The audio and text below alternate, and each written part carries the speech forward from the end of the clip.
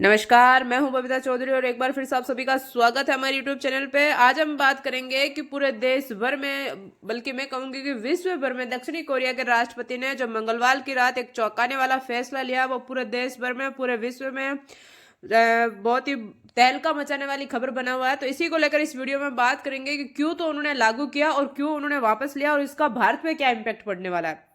तो आगे बढ़ने से पहले मैं आपको बता दूं, यदि आप हमारे चैनल पर नए हैं तो हमारे चैनल को सब्सक्राइब कीजिए और अगर आपको हमारी वीडियो अच्छी लगे तो इसे ज्यादा से ज्यादा लाइक कीजिए और शेयर कीजिए।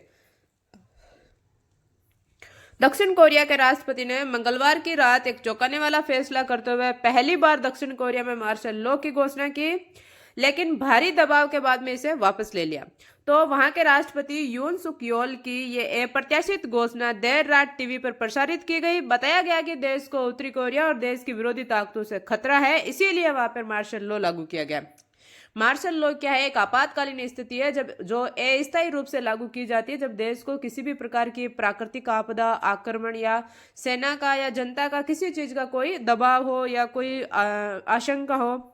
तो लेकिन जल्दी से स्पष्ट हो गया कि निर्णय बाहरी खतरों से नहीं बल्कि राष्ट्रपति यून सुक योल की अपनी हताशजनक राजनीतिक परेशानियों से प्रेरित था, इसलिए उसने ये लागू किया। तो जैसे ही इसको लोगों को, जबकि सैन्य बलों को यह पता लगा तो उन्होंने इसका विरोध किया, विपक्षी दलों ने इसका विरोध किया। तो उनको, जब राष्ट्रपति को लगा कि हम चारों तरफ से इनकी बातों से, इन परेशानी दलों, विपक्षी दलों से घिर चुके हैं, तो उन्होंने इसे वापस लिया।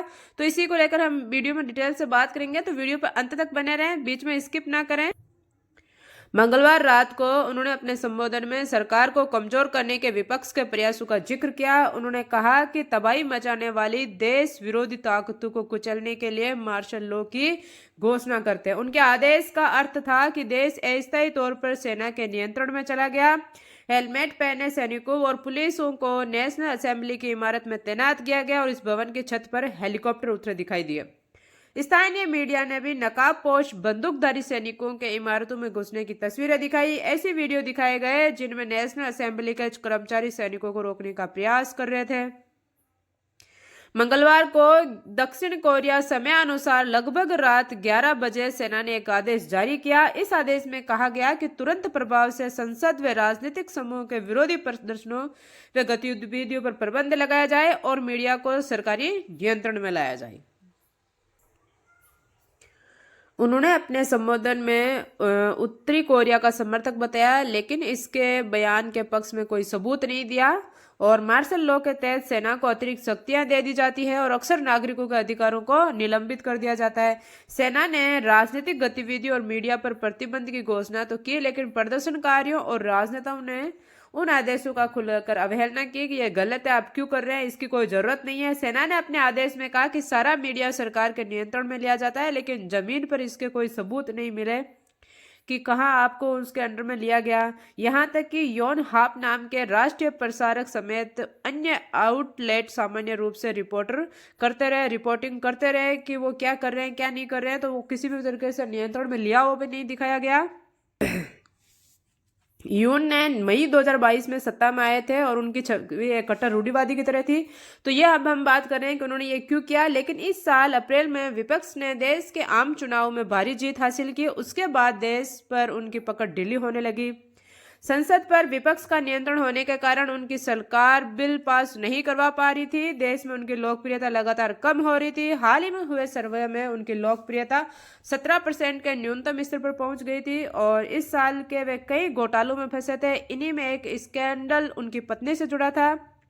उनकी पत्नी पर आरोप लगा था कि उन्होंने एक डिजाइनर बैग उपहार में स्वीकार किया। इसके अलावा स्टॉक मार्केट में हेराफेरी से जुड़ा मामला भी सामने आया। पिछले महीने राष्ट्रपति यून ने राष्ट्रीय टीवी पर माफी मांगी थी। उन्होंने कहा था कि वे फर्स्ट लेडी के कामकाज की देखरेख के लिए एक ऑफिस स्थापित कर रहे हैं, लेकिन उन्होंने विपक्ष की किसी व्यापक जांच की मांग को अस्वीकार किया था। और फिर इस सप्ताह विपक्ष ने एक बजट विधेयक में कटौती का पास रखा था। देश के कानून के मुताबिक इस विषय पर राष्ट्रपति वीटो का इस्तेमाल नहीं कर सकती। इसी समय विपक्ष ने फर्स्ट लेडी की जांच करने में विफल रहने के लिए कैबिनेट सदस्यों व कई वरिष्ठ वकीलों के खिलाफ महाभियोग चलाने का प्रस्ताव भी रखा। तो इसी तरीके की कार्यवाही के कारण, गतिविधियों के कारण वो उनको डर था कि उनकी सत्ता अब जा सकती है, उनकी सत्ता कमजोर पड़ रही थी, इसीलिए उन्होंने मार्शल लॉ लागू किया। लेकिन जैसे ही सैन्य बलों को लगा कि कहीं वो ठीक कर रहे हैं या ठीक नहीं कर रहे हैं, तो उन्होंने, जो विपक्षी दलों ने और सेना ने भी विपक्षी दलों का साथ दिया। तो मार्शल लॉ को जब उन्होंने लगा राष्ट्रपति जी को कि अब हम चारों तरफ से गिर चुके हैं, जनता से, सरकार, विपक्षी दलों से, सैनिकों से, तो उन्हें मार्शल लॉ वापस हटाना पड़ा। तो इसका भारत पर क्या इम्पैक्ट पड़ा, इस वीडियो में हम डिटेल से बात करेंगे। इस खबर ने दुनिया भर में हलचल तो मचा ही दी है, लेकिन इससे अब हम देखेंगे कि इससे दुनिया भर में क्या होने वाला है।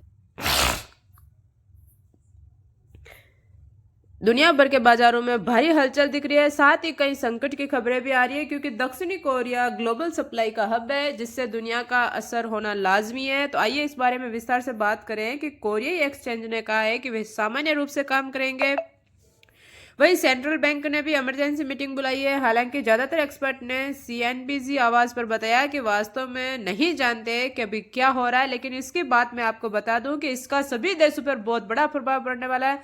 जो बड़े बड़े इन्वेस्टर है, वो दक्षिणी कोरिया में जो अपना पैसा इन्वेस्ट कर रहे थे, वो वहां अपना पैसा बहुत जल्द वहां से अपना निकाल लेंगे। और मुझे लग रहा है कि जहां तक मेरा मानना है, नेक्स्ट उनका जो इन्वेस्टमेंट का जो होगा वो मार्केट, वो इंडिया हो सकता है, क्योंकि यहाँ पर किसी भी तरीके का, इस तरह का जो विवादित मामला है, बहुत ही कम पाया जाता है। लेकिन जो खबरें हैं उनके मुताबिक बजट पर राजनीतिक विवाद हुए हैं और ये एक अल्पमत सरकार है जो फ्लोर टेस्ट में टिक नहीं पाएगी। कुल मिलाकर ये एक बहुत ही बड़ा आश्चर्य है और जापान से लेकर यूरोप तक दक्षिणी कोरिया के सहयोगी इस स्थिति को कैसे कम किया जा सकता है, तो इस पर नजर रखे हुए हैं, इस पर बने हुए हैं, इस पर काम कर रहे हैं। देखते हैं कि किस प्रकार से इसका क्या होगा शेयर बाजार और दुनिया भर में इसका असर। तो क्रूडो में तेजी आ सकती है, सोना बढ़ेगा, येन और डॉलर में ही खरीदारी आएगी। ऐसे में भारतीय रुपये का दबाव बढ़ सकता है। और सोना तो आपको पता है वैसे भी तेजी से बढ़ ही रहा, कितना तेजी से बढ़ रहा है। इमरजेंसी मार्केट पर दबाव बढ़ सकता है, क्योंकि कोरियाई बाजारों में FII ने पैसा निकाला है। लोग कोरिया में जब अपने जोखिम को कवर करने के लिए उन ETF को शॉर्ट कर सकते हैं। यही कारण है कि हम ETF पर एक 5% की तेजी आई है। इन ETF के इर्द गिर्द डेरिवेटिव भी होंगे, लेकिन बिजनेस में, मैक्रो अर्थ में सुरक्षा की ओर पलायन होगा। इसीलिए अमेरिकी ट्रेजरी, अमेरिकी डॉलर, जापानी येन, सोना और क्रिप्टो में तेजी आएगी। तो इस प्रकार से देखिए, छोटी से छोटी चीज से लेकर बड़ी से बड़ी चीज में आपको देखना पड़ेगा कि महंगाई बढ़ेगी, तेजी आएगी और इस पर दुनिया भर में असर पड़ेगा। सिर्फ इंडिया ही नहीं, बाकी देशों को भी इसका जो है बहुत सारा असर देखने को मिलेगा।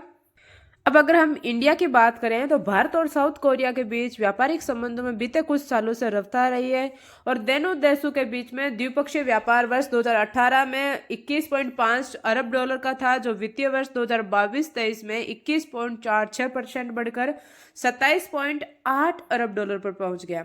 अप्रैल मई की अगर हम बात करें तो 2023-24 के दौरान भारत साउथ कोरिया के बीच व्यापार 4.29 अरब डॉलर तक पहुंच गया। दोनों देशों के बीच न केवल आयात निर्यात बल्कि कंपनियों का भारी भरकम निवेश मिला है। भारतीय कंपनियों ने दक्षिणी कोरिया में मोटा निवेश किया, तो इसका भारत पर भी काफी इफेक्ट पड़ने वाला है। तो ये देखिए, साउथ कोरिया में भारतीय कंपनियों का निवेश किस प्रकार से रहेगा कि दक्षिण कोरिया में भारत की तमाम बड़ी कंपनियों ने निवेश किया है। टाटा मोटर्स ने वहां करीब 120 मिलियन डॉलर इन्वेस्ट किए हैं। टाटा देबू, जो कॉमर्शियल व्हीकल बनाने वाली कंपनी है, उसका हेड ऑफिस भी दक्षिण कोरिया के उत्तरी जियोला प्रांत के गुनगुने में है। इसके अलावा भारतीय स्टेट बैंक SBI ने बड़ा निवेश वहां पर किया है। राजधानी सियोल में उसकी शाखाएं हैं। इसके अलावा bank of Baroda, Tata consultancy service, Mahindra tech जैसी कंपनियां वहां मोटा पैसा लगा रही है। जाहिर है कि अगर वहां राजनीतिक स्थिति बिगड़ती है तो इन कंपनियों की चिंता बढ़ सकती है। अगर कंपनी पर संकट आया तो उनके शेयरों पर नकारात्मक असर देखने को मिलेगा। तो सभी तरीके से पूरी दुनिया जो है वो प्रभावित होने वाली है। ये देखिए, इंडिया भी बहुत तरीके से प्रभावित होने वाला है। वहाँ के जो लोगों ने इन्वेस्ट किया हुआ तो वो भी स्थिति बिगड़ती हुई नजर आ रही है।